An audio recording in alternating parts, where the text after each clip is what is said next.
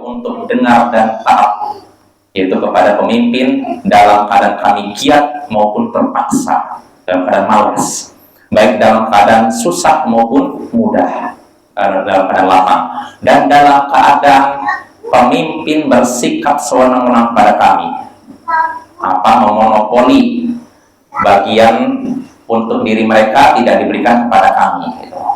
Nah, ini janji setia para sahabat, baiat para sahabat kepada Nabi Sallallahu Alaihi Wasallam, dengar dan taat kepada pemimpin walaupun dalam keadaan giat, dalam keadaan atau malas, baik dalam keadaan susah maupun senang, baik dalam keadaan mereka bersikap sewenang-wenang kepada kami, tetap dengar dan taat, dan kami tidak boleh merebut kekuasaan dari yang memegangnya, yaitu penguasa. Gak boleh merebut kekuasaan dari penguasa, illa antara kufran bawahan indakum minallahi fihi burhan, kecuali kalau kalian menyaksikan kekafiran yang jelas, yang mana kalian memiliki bukti di sisi Allah dalam hal tersebut. Nah, artinya asalnya kita tidak boleh menggoyang penguasa, pemimpin kita, nggak boleh memberontak dalam keadaan apapun, kecuali kata Nabi kalau kita menyaksikan ada kekafiran yang jelas pada penguasa yang kita miliki bukti di sisi Allah dalam hal tersebut. Kekafiran yang jelas dan kita miliki bukti di sisi Allah dalam hal tersebut. Jadi syarat untuk tidak lagi taat kepada pemimpin atau menjatuhkan pemimpin kalau melakukan kekafiran. Artinya kalau perbuatan penguasa tidak sampai derajat kafir, cuman zalim, tidak boleh dijatuhkan, harus tetap ditaati dalam hal baik. Kekafiran, lalu kekafirannya pun bukan kekafiran biasa, kekafiran yang jelas, bukan kekafiran yang samar. Menurut sebagian orang kafir, menurut sebagian lain tidak. Perkataan-perkataan yang multi tafsir.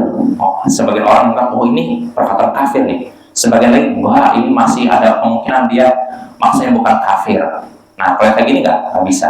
Harus kekafiran jelas, seperti mencela Al-Quran, mencela Nabi Muhammad, dan syariat ajaran-ajaran Islam. Ya, kalau sudah mencela itu terang-terangan, maka itu sudah kafiran jelas.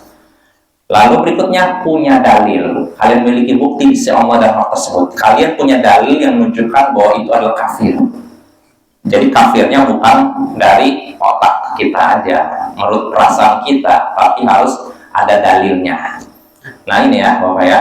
Jadi ini perintah dari Nabi kita, ya harus dengar dan taat kepada pemimpin dalam keadaan apapun, kecuali kalau sudah ada pada pemimpin kita kekafiran yang jelas, ya, yang kita miliki bukti di sisi Allah dalam hal tersebut.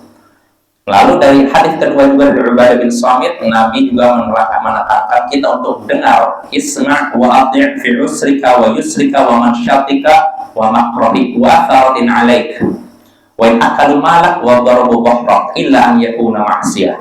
Di sini Nabi menyuruh Ubadah bin Samit untuk dengar dan taat pada pemimpin dalam keadaan kau senang maupun dalam keadaan kau susah maupun senang, dalam keadaan kau giat maupun terpaksa, dan dalam keadaan adanya kesewenang-wenangan atas dirimu, kecuali walaupun kata Nabi mereka sampai memakan hartamu dan memukul punggungmu.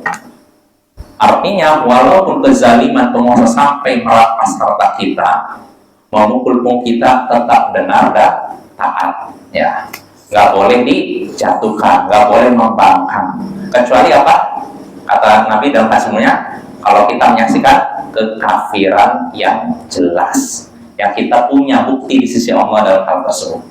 Karena apa? Nanti dipertanggungjawabkan Bapak ya, kita menjatuhkan penguasa ini bukan perkara remeh, nanti itu dipertanggungjawabkan di hadapan Allah. Kalau kita punya alasan jelas, ya, oh ya Allah, dia melakukan kekafiran jelas, dia mencela Al-Quran, dia mencela Nabi, dan dalam Al-Quran sudah dijelaskan siapa yang mencela, mengecek Al-Quran dan syariat Islam maka dia kafir, boleh dijatuhkan. Kalau ini jelas ada bukti. Tapi kalau cuma istilahnya pakai emosi saja, maka ini tentu saja tidak bisa terima. Nah ini Bapak ya, ini pembahasan pada pertemuan sebelumnya. Jadi bersabar, dan kesabaran kita menghadapi kezaliman penguasa adalah ibadah. Jadi jangan dikira dengan kita bersabar tentang penguasa, enak sekali penguasa itu. Dia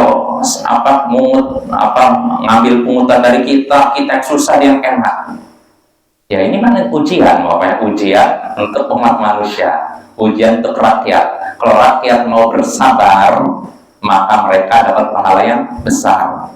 Innama yuwaffas sabiruna ajrahum bighairi hisab. Sesungguhnya orang yang bersabar mendapatkan balasan yang sempurna tanpa batasan.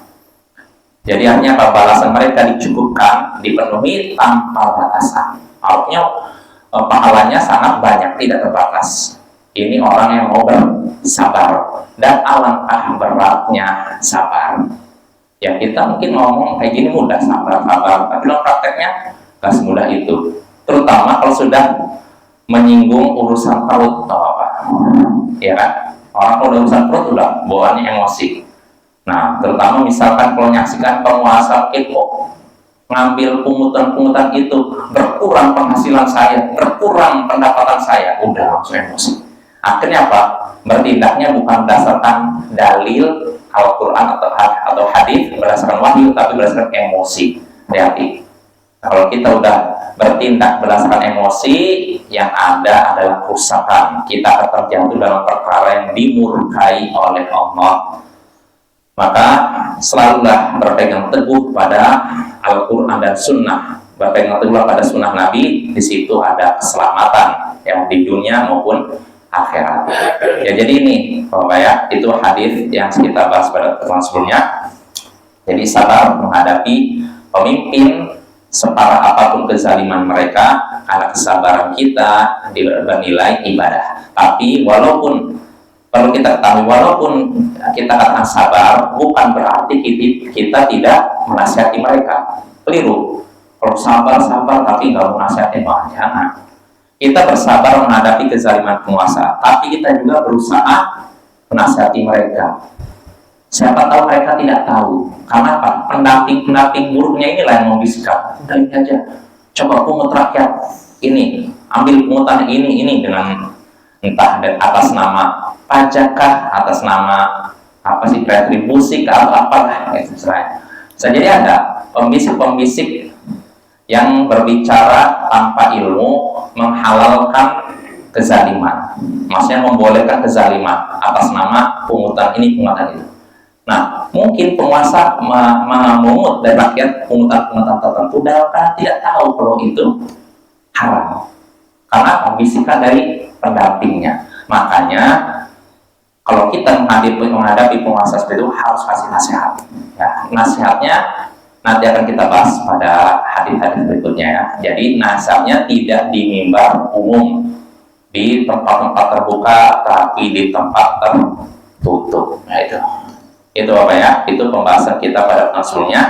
Inilah prinsip akidah Ahlus Sunnah wal Jamaah, yaitu mendengar dan taat kepada pemimpin selama mereka masih muslim. Nah ini, walaupun zalim ya. Nah ini pembahasan kita pada pertemuan sebelumnya. Nah sekarang kita masuk pembahasan berikutnya. Masih ada hubungannya dengan masalah kepemimpinan. Kata Syekh Ali bin Yahya Al-Haddadi hafizahullah, uqubatul baghi ala waliyil amril muslim. Hukuman bagi orang yang membangkang terhadap pemimpin muslim. Hukuman bagi orang yang buat membangkang terhadap pemimpin muslim. Membangkang ternyata membantah, dikasih perintah nggak mau, dilarang malah dikerjakan. Nah ini, atau berusaha untuk menjatuhkan. Ya, kalau bagi sebenarnya identiknya dengan memberontak, bukan cuma membantang, memberontak. Berontak artinya berusaha untuk jatuhkan ya, pemimpin. Nah ini apa hukumannya? Jadi kalau dikatakan hukuman bagi orang yang memberontak kepada pemimpin muslim, berarti perbuatan memberontak benar apa salah? Salah. Makanya dikasih hukuman, sehingga hukuman bagi orang yang memberontak pemimpin muslim.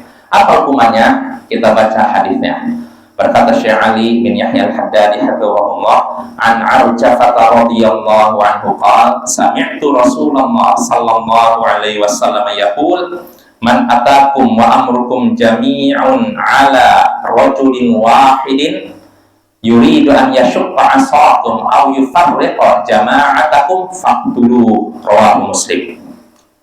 Dari Arjafah, semoga Allah meridhoinya, ia berkata, aku mendengar Rasulullah sallallahu alaihi wasallam bersabda, siapa yang mendatangi kalian dalam keadaan urusan kalian semua ada pada satu orang, ia ingin merobek persatuan kalian atau memecah belah kesatuan kalian, maka bunuhlah dia.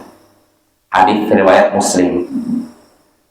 Saya ulangi lagi, kata Nabi, siapa yang mendatangi kalian sedangkan urusan kalian semua ada pada satu orang, ia ingin merobek persatuan kalian atau memecah belah kesatuan kalian, maka bunuhlah ia. Nah, ini hadisnya Bapak ya. Ini hadisnya dari Arjafah. Dia mendengar Rasulullah SAW sabda, siapa yang datang kepada kalian, datang kepada kalian maksudnya manusia itu. Nah, siapapun orangnya yang datang pada kalian, mau dia yang dianggap ditokohkan atau yang dianggap diulamakan, nah ini pokoknya yang memiliki kedudukan lah biasanya. Siapa yang datang pada kalian sedangkan urusan kalian semua ada pada satu orang, artinya siapa yang datang pada kalian sedangkan kalian sudah sepakat memiliki pemimpin, satu pemimpin, kalian sepakat ini pemimpin ini kami sepakat ini dia adalah pemimpin kami. Tiba-tiba datang orang, dia yuridu an yashqa asakum, dia ingin merobek persatuan kalian. Jadi kita sudah sepakat terhadap satu pemimpin, tiba-tiba datang seorang untuk ingin merobek persatuan kalian. Artinya apa? Dia ingin jadi pemimpin yang lain. Padahal tidak ada pemimpin, dia bikin pemimpin. Terjadi dualisme kepemimpinan itu. Dia ingin merobek persatuan kalian atau memecah belah kesatuan kalian, maka apa yang saat dilakukan? Kata Nabi, faqtulu, bunuhlah ia. Bunuhlah orang yang ingin memecah ini. Artinya dia ingin memberontak, dia bikin, dia menempatkan dia sebagai pemimpin, terjadi dua pemimpin dalam satu tempat. Nah, ini namanya kalau udah ada pemimpin, lalu seorang menganggap diri yang pemimpin, berarti kan otomatis memecah belah kan? Sehingga terjadi kekacauan tengah masyarakat, gitu kan? Nah, orang seperti ini, kata Nabi, bunuh. Kenapa? Karena kalau dibiarkan akan terjadi apa? Kekacauan. Perlu kita ketahui bahwa di sini Nabi menggunakan kata faqtuluh. Fa di sini untuk menunjukkan segera. Jadi jangan ditunda. Jadi kalau ada kita sudah bersepakat ini ada satu pemimpin, kekuasaan dari pegang dia, tiba-tiba ada orang ingin membuat kepemimpinan baru, satu orang diangkat jadi pemimpin baru, maka kata Nabi faqtuluh, segeralah dibunuh. Karena apa? Perlu dibiarkan akhirnya apa? Lama-lama seperti virus nyebar sehingga akhirnya terjadi perpecahan yang lebih dahsyat di tengah masyarakat sehingga akhirnya apa? Kacau. Maka sebelum penyakitnya menyebar segera dihentikan. Ya, tapi tentu saja pertama kasih nasihat. Kalau misalnya udah kasih nasihat tidak juga sadar, langsung dihukum mati. Nah ini Bapak ya, ini merupakan bentuk penjagaan Nabi terhadap kesatuan umat. Ya, karena kalau dibiarkan adanya dualisme kepemimpinan pasti akan kacau, nggak akan beres. Jangankan di sebuah negara, di satu wilayah kecil aja, contohnya Pak Dusun. Dusun mulai kecil kan, di dalam satu dusun ada dua pemimpin. Kira-kira bagaimana terjadi? Yang kepala dusun pengen yang A bilang kita harus goronya hari Minggu. Yang B kata enggak, hari Sabtu. Yang A ngotot Minggu, yang itu Sabtu. Apa yang terjadi? Masyarakat pecah, saling menyalahkan, bahkan bisa jadi saling bertengkar, berkelahi. Nah ini kacau. Kalau dalam satu kepemimpinan, satu wilayah ada dua pemimpin. Ya makanya Nabi tidak menginginkan seperti itu. Itu bahayanya besar. Maka Nabi ingin menutup pintu terjadinya bahaya tersebut dengan cara apa? Yang datang belakangan disingkirkan. Ini Bapak ya. Yang menyingkirkan itu siapa? Penguasa, bukan kita. Bukan kita nggak punya kekuatan ya. Artinya penguasa yang menentukan nanti ini habis sih gitu Pak. Yang punya kekuasaan. Pokoknya kalau urusan masalah menumpahkan darah, memberikan hukuman itu bukan urusan rakyat. Ini kembali kepada penguasa. Termasuk hukum-hukum syariat, potong tangan, rajam, ini nggak kembali kepada kita. Kenapa nggak kembali kepada kita? Kalau kembalikan ke rakyat, jauh kacau juga. Seperti zaman dulu Bapak PKI begitu Bapak ya. Itu benar-benar kacau, pembantaian di mana-mana. Kadang ada orang, saya dengar dari paman saya dulu, kalau dulu kan kacau setelah tahun 65 itu. Jadi kalau ada orang misalkan nggak suka dengan tetangganya, nanti langsung teriak, ini PKI, langsung tentara apa datang tangkap, langsung hilang besoknya. Jadi kayak gitu. Jadi dengan sekedar nuduh langsung orang banyak yang hilang nyawanya, banyak yang nggak diketemukan fisiknya udah hilang. Nah ini tentu saja kacau. Makanya yang menentukan hukuman, yang melaksanakan hukuman ini adalah penguasa ya. Karena dengan penguasa melaksanakan hukuman, kekacauan bisa diminimalisir, dikurangi. Nah ini Bapak ya. Jadi itu. Jadi inilah hukuman bagi orang yang memberontak terhadap pemimpin muslim ya. Sekali lagi, pemimpin muslim. Artinya kalau pemimpinnya tidak muslim, tidak berlaku hadis ini. Boleh untuk dipulihkan dengan syarat apa? Punya kekuatan. Terus kedua, maslahatnya lebih besar daripada bahayanya. Artinya dengan digulingkan, kira-kira terjadi ini enggak pertumpahan darah yang lebih besar enggak di antara kaum muslimin? Nah, kalau misalkan korbannya lebih banyak, ya sebaiknya nggak usah, sabar. Ya, seperti Bapak, contoh kontemporer lah, Suriah. Kita pakai Suriah. Suriah ini kita tahu akidah Bashar al-Assad, terus Hafid Assad bapaknya, ini akidah bukan akidah muslim, bukan akidah Islam. Mereka Syiah Nusairiyah. Nusairiyah ini Syiah ekstrim. Mereka menuhankan Ali bin Abi Thalib. Ya, jadi mereka ekstrim. Sampai-sampai Syiah Imam 12 yang di Iran menyatakan mereka kafir. Bayangkan orang Syiah aja menyatakan mereka kafir. Ya, apalagi Ahlussunnah kan. Nah, tapi ketika Hafid al-Assad, orang Nusairiyah ini menguasai Suriah, para ulama menyatakan ketika menyaksikan dia udah megang kekuatannya, angkatan bersenjata dipegang oleh dia, senjata udah dipegang oleh dia, istilahnya sumber daya keamanan udah dipegang dia. Para ulama menyatakan hentikan perang, nggak usah memberontak kepada dia, karena kaum muslimin dalam keadaan lemah. Kalau dipaksakan perang, apa yang terjadi? Pertumpahan darah. Dan itu terjadi di daerah Hama, daerah Hama itu di Suriah. Makanya Syekhul Islam punya kitab Aqidah Hamawiyah. Itu daerah Hama, maksudnya Hama. Tahun 82 satu kampung dihabisi. Pakai senjata pesawat terbang, habis satu kampung. Ada yang sempat mengungsi, ada yang hampir ribuan orang mati dalam hitungan hari. Ya, jadi apa? Karena Hafid al-Assad, bapaknya Bashar al-Assad ini memiliki kekuatan dia, angkatan bersenjata dia pegang. Sedangkan yang rakyat nggak punya apa-apa, melawan pesawat bagaimana? Akhirnya habis. Nah, makanya para ulama ketika itu memberikan nasihat kepada rakyat Suriah itu, sabar. Ya, bukan karena setuju dengan kepemimpinan si ini Hafid al-Assad, bapaknya Bashar al-Assad, enggak, tapi karena apa? Dalam rangka mencegah pertumpahan darah yang lebih banyak. Nah, itu Hafid al-Assad, dan ternyata Allah takdirkan dia meninggal tahun 2000 kan. Nah, itu sebenarnya berita gembira. Cuman ternyata dia sebelum meninggal sudah mempersiapkan anaknya sebagai pemimpin. Nah, di situ timbul lagi keinginan untuk menjatuhkan, tapi belum punya kekuatan. Nah, baru muncul ketika terjadi revolusi di Timur Tengah tahun 2011 itu. Nah, barulah di situ sebagian rakyat Suriah ingin memaksa Bashar al-Assad untuk mundur. Nah, di situlah terjadi rumit. Ya, kenapa? Ketika rakyat udah menggoyang dia, dan dia udah goyang ketika itu.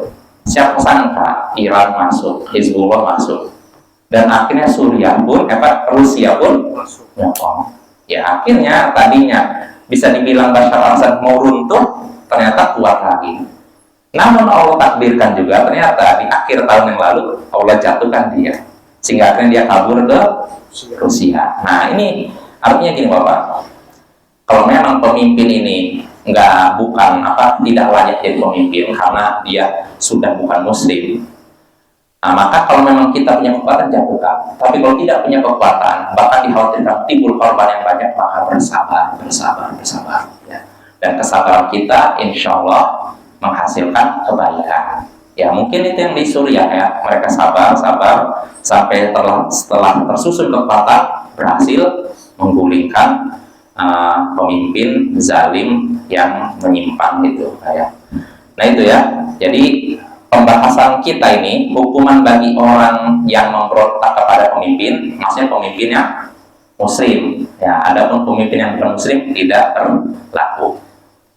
Nah itu hadis ke-19 ya. Artinya hadis tadi menunjukkan pertama wajibnya menjaga persatuan. Nah itu. Kedua, disyariatkan membunuh orang yang ingin memecah belah persatuan rakyat diantaranya dengan membuat kepemimpinan baru ya. Nah ini Bapak berlaku dalam satu wilayah. Adapun kalau wilayahnya luas, karena ada sebagian orang menyatakan harus semua Muslim di dunia dalam satu kepemimpinan. Kalau tidak satu kepemimpinan tidak sah. Ada yang berpendapat seperti itu. Nah ini pendapat yang batil. Karena para ulama telah sepakat bolehnya umat dipimpin oleh lebih dari satu pemimpin. Dan ini sudah berlaku sejak zaman dahulu. Sejak zaman siapa? Dinasti bukan Ali. Dinasti Abbasiyah, ada dinasti Umayyah ya, akhir dinasti Umayyah. Munculnya Abbasiyah. Kan ketika itu ada dua kepemimpinan ketika di umat. Pertama di Irak sampai di belahan timur dari Pakistan sampai Maroko dikuasai dinasti Abbasiyah. Spanyol dikuasai dinasti Umayyah. Ada dua. Dan ini diakui. Jadi dinasti Umayyah yang ada di Spanyol tetap dianggap sah kepemimpinan mereka karena wilayahnya luas. Ya, tapi yang jadi masalah itu kalau dalam satu wilayah yang saat inilah tiba-tiba terjadi dua pemimpin. Nah ini tidak disyariatkan dan harus orang yang datang belakangan harus disingkirkan, ya. Nah itu pembahasan hadis ke-19. Nah sekarang kita masuk pembahasan berikutnya yang masih ada hubungannya juga tentang masalah kepemimpinan. Yang penting ya Bapak ya, masalah kepemimpinan, terutama kita di akhir-akhir di hari-hari belakangan ini kita diuji nih dengan kebijakan penguasa yang bisa jadi membuat kita resah. Kadang kita akhirnya mengeluarkan unek-unek kita di medsos. Nah ini hati-hati Bapak ya, jagalah kehormatan penguasa. Kalau kita punya keluhan terhadap penguasa, nasihati. Kalau tidak bisa, doa kepada Allah. Ya, Allah Maha mendengar. Ya, doakannya apa? Bukan doa segera disingkirkan, Bapak ya Allah singkirkan pemimpin, jangan. Doakan supaya dia dapat hidayah. Ya, nanti insya Allah di bab berikutnya ada penjelasan tentang mendoakan pemimpin kaum muslimin. Nah, itu termasuk perkara yang disyariatkan. Ya. Sekarang kita bahas dulu hadis ke-20 ini. Kata Syekh Ali bin Yahya al-Haddadi, an-nahyu an sabbi umara'il muslimin, larangan mencela pemimpin kaum muslimin. Larangan mencela pemimpin. Ya, artinya kalau dilarang berarti itu tercela. Nggak boleh mencela pemimpin kaum muslimin, ya, dilarang. Apa dalilnya kita bahas. Kata Syekh Ali bin Yahya al-Haddadi hafizahullah, an Ziyad bin Qusayd al-Adawi qal kuntu ma'a Abi Bakrah radhiyallahu anhu tahta minbar Ibni Amir wa huwa yakhthub wa alaihi thiyabun riqaq. Faqala Abu Bilal unzuru ila amirina yalbasu thiyabal fussaq.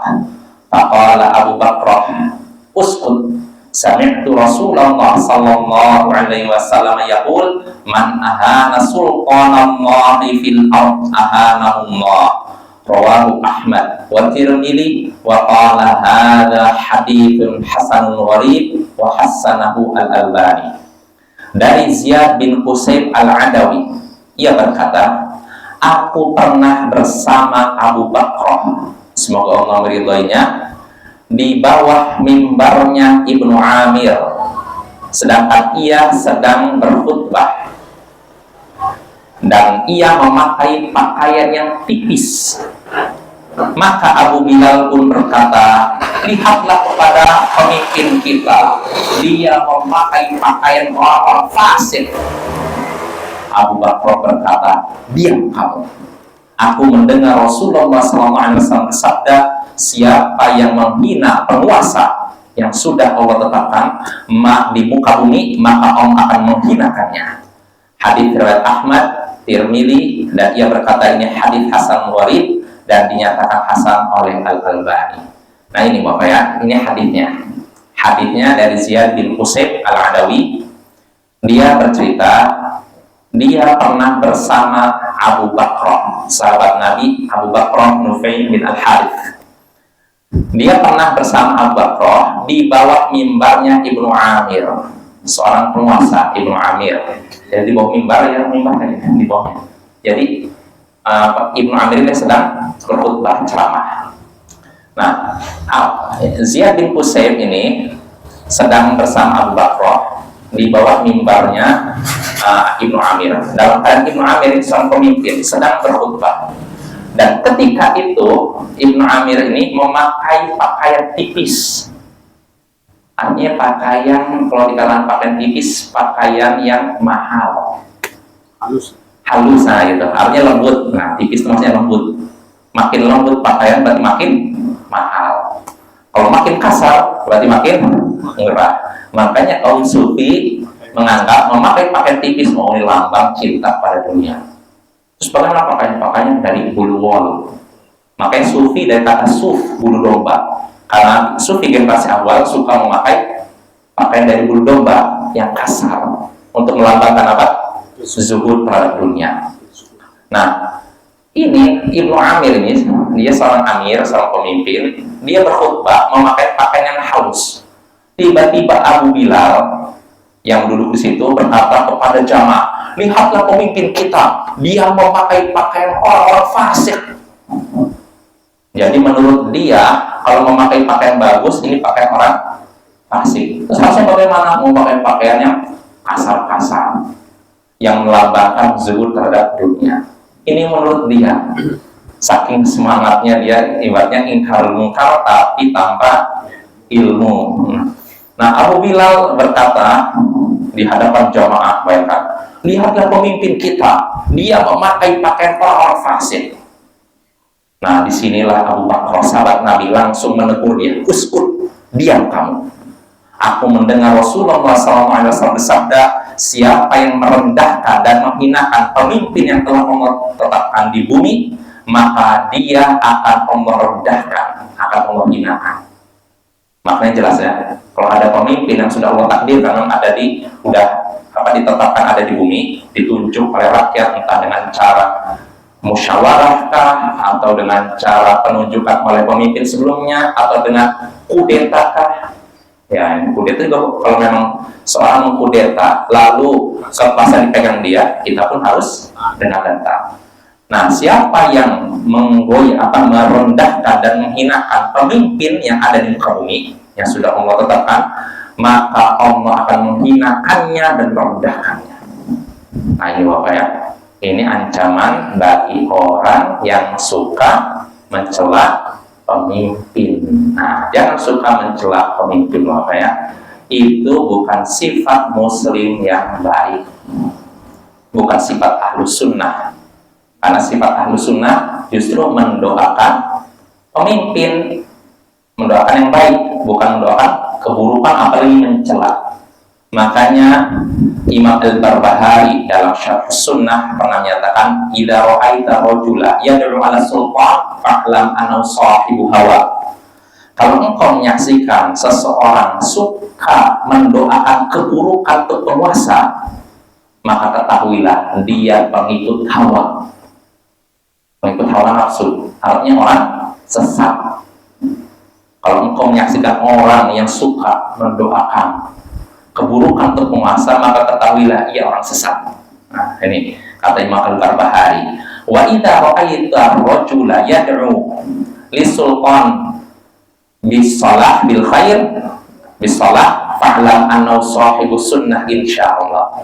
Nah, sebaliknya kata Imam Al-Barbahari, kalau engkau menyaksikan seorang suka mendoakan kebaikan untuk penguasa, didoakan yang baik-baik, maka ketahuilah dia seorang sahib sunnah, ahlu sunnah insyaallah. Nah, ini Bapak ya, ini ciri ahlu sunnah dan ahli bid'ah begitu. Kalau ahlu sunnah selalu mendoakan kebaikan untuk penguasa, ahli bid'ah mendoakan keburukan untuk penguasa, bahkan mencela penguasa, menelanjangi keburukan penguasa. Nah, ini Bapak, ini bedanya kita dengan kelompok-kelompok sesat ya. Kelompok sesat karena apa? Kelompok sesat memakainya perasaan, emosi. Jadi melihat penguasa ini pengen dijatuhkan terus. Nah, tapi kalau musnah enggak, didoakan. Kalau ada penguasa yang salah, didoakan semoga diberikan petunjuk oleh Allah, bukan dicela atau dibeberkan aibnya di medsos ya Bapak ya. Nah, ini insyaallah jelas ya hadisnya. Nah, dari hadis ini kita bisa mengambil beberapa pelajaran, di antaranya pertama, memakai pakaian yang halus bukan syiar orang-orang fasik. Bukan syiar orang-orang fasik. Memakai pakaian bagus bukan syiar orang fasik, sebagaimana yang dianggap oleh Abu Bilal. Enggak. Nah, keliru ya. Karena Rasulullah justru menganjurkan kita untuk memakai pakaian yang bagus. Makanya Rasulullah pernah ditanya, sebenarnya disebutkan dalam Sahih Muslim dan sahabat Ibnu Mas'ud, "Ar-rajulu yuhibbu an yakuna thawbu hasanan wa launu hasanah wa nahlu hasanah." Wahai Rasulullah, sesungguhnya, jadi Rasulullah menyatakan, tidak lain jannata man kana fi qalbihi qalu dzarratin min kibar. Tidak akan masuk surga orang yang di dalam hatinya ada kesombongan sebesar semut. Sebesar semut tidak akan masuk surga, apalagi sebesar ini, apalagi sebesar ini, apalagi sebesar ini. Ini ancaman bagi orang yang sombong. Lalu ada yang bertanya, wahai Rasulullah, ada orang yang suka memakai pakaian bagus, suka memakai sandal yang bagus, artinya apakah dia sombong? Maka kata Rasulullah, innallaha jamilun yuhibbul jamal. Sesungguhnya Allah itu maha indah dan mencintai keindahan. Artinya memakai pakaian bagus bukan pakaian tercela, justru dianjurkan. Bahkan seperti dalam hadis lain, Allah suka kalau Allah memberikan nikmat kepada hambanya, maka hambanya menampakkan, nih saya udah dapat rezeki dari Allah. Tampakkan nih, dulu saya mungkin penghasilan pas-pasan, sekarang sudah lebih, saya memakai pakaian bagus. Ini boleh kalau dalam rangka apa? Bersyukur pada Allah, menampakkan nikmat. Tapi kalau dalam rangka membanggakan diri, baru ini tidak boleh Bapak ya. Nah, menampakkan nikmat ini disyariatkan, disunahkan bahkan, tapi dengan syarat. Pertama, niatnya bukan untuk membanggakan diri. Kedua, kalau tidak dikhawatirkan muncul hasad, iri, dan dengki. Kalau khawatir timbul hasad, iri, dan dengki, maka nggak usah mengatakan kenikmatan. Dalilnya apa? Kisah Nabi Yusuf ketika mimpi menyaksikan apa? Bulan, matahari, bintang sujud pada beliau. Diceritakan kepada Nabi Yakub, maka apa kata Nabi Yakub? La taqsus ru'ya kana ikhwatika fayakidu laka kaida. Jangan kamu ceritakan mimpimu kepada saudara-saudaramu. Kenapa? Karena bisa jadi mereka akan berbuat jahat, makar kepadamu. Artinya kalau memang dengan menceritakan nikmat malah bikin iri orang, menampakkan nikmat malah bikin dengki orang, sebaiknya usah ditampakkan. Tapi asalnya kita diperintah untuk menampakkan nikmat. Di antaranya apa? Memakai pakaian yang bagus, apa ya? Nah itu faedah pertama. Lalu faedah kedua yang bisa kita petik dari hadis tadi juga, perintah untuk mengingkari kemungkaran, segera mengingkari kemungkaran. Contohnya dalam hadis ini Abu Bakar langsung mengingkari perkataan Abu Bilal yang mencela penguasa. Lihatlah pemimpin kita, dia memakai pakaian orang fasik. Mungkar tidak perbuatan dia ini? Mungkar kan? Makanya Abu Bakar langsung uskut, diam. Aku mendengar Rasulullah sebutkan hadisnya. Nah ini Bapak ya. Jadi kalau tugas kita, kalau menyaksikan kemungkaran, cegah dengan tangan, dicegah orangnya. Kalau tidak sanggup, dengan lisan. Jangan begitu. Kalau tidak sanggup juga, dengan hati, lalu menyingkir dari tempat itu. Jelas Bapak ya. Kalau tidak sanggup menyingkir, di tempat tapi tampakan muka masam, nah itu. Bukan malah senyum. Menyaksikan penguasa dicaci maki malah senyum. Nah ini berarti hatinya imannya sangat lemah, ya. Lalu faedah berikutnya yang bisa kita petik dari ini dari hadis ini juga, siapa yang melarang seorang dari suatu yang terlarang hendaknya menyebutkan alasannya. Siapa yang melarang seseorang dari perbuatan mungkar, perbuatan yang dianggap mungkar, maka hendaknya sebutkan alasannya, dalilnya. Contohnya di sini, Abu Bakar ketika menyaksikan perbuatan Abu Bilal, lihatlah pemimpin kita, dia memakai pakaian orang fasik. Abu Bakar nyatakan apa? Diam. Apakah ke sini saja? Diam. Setelah itu enggak kan? Sebutkan apa? Dalilnya. Aku mendengar Rasulullah SAW bersabda demikian. Nah, jadi kalau kita ingin menyuruh seorang untuk melakukan suatu perintah yang baik, sebutkan dalilnya. Melarang orang lain dari perbuatan mungkar, sebutkan dalilnya. Dan inilah ciri Ahlus Sunnah. Segala sesuatu berdasarkan dalil, bukan katanya. Bukan saya pikir, saya kira, saya rasa, ya. Dalam masalah agama nggak berlaku. Saya pikir, saya kira, saya rasa. Lalu faedah berikutnya yang bisa kita petik dari hadis ini, sesuai dengan judul bab, larangan mencela pemimpin. Larangan mencela pemimpin, ya. Kenapa? Karena kata Nabi, siapa yang mencela pemimpin, menghinakan pemimpin, merendahkan pemimpin, maka Allah akan merendahkannya. Ya, merendahkan pemimpin bisa seperti tadi, langsung ngomong di depan umum, lihatlah pemimpin kita, dia memakai pakaian orang fasik di depan mukanya. Atau seperti zaman sekarang, di medsos, di Twitter kah, di Facebook kah, di Instagram dan semacamnya. Entah dengan secara langsung sebutkan namanya, ini mul ini misalnya lebih baik, atau pakai istilahnya samaran, sindiran, sama aja Bapak ya. Itu sama saja perbuatan yang tercela, ya, harus dijauhi. Nah itu Bapak ya. Mungkin selesai sampai sini. Dengan ini selesai kita dari hadis ke-20. Insyaallah pada pertemuan berikutnya kita masuk hadis ke-21, yaitu hadis yang membahas judul hadisnya ad-du'a'u li wulati umuril muslimin, mendoakan pemimpin kaum muslimin. Nah, ini ada hubungannya dengan bab yang sudah kita bahas tadi, ya. Wassallallahu ala nabiyyina Muhammadin wa ala alihi wa sahbihi ajma'in. Wa akhiru da'wana anil hamdulillahi rabbil alamin. Assalamualaikum warahmatullahi wabarakatuh.